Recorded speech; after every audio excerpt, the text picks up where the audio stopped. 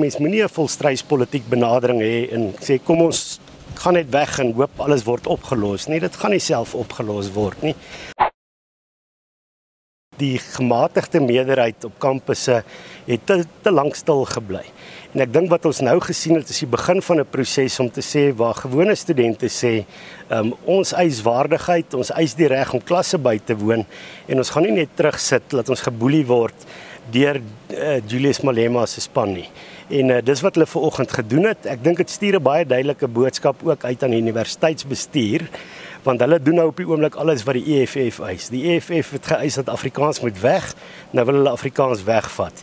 En ek dink die meerderheid studente moet nou begin sê, ons het ook regte en ons eis daardie regte op.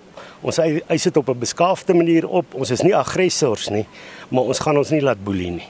As hulle gaan aanhou om aggressief op te tree en geweld uit te lok, ons sal nie val vir hulle uitlokking nie. Wat ons wel gaan doen is om ferm te staan en hulle te verhoed en menslike skilde te vorm by klasse, om hulle te keer dat hulle nie klasse ontwrig nie.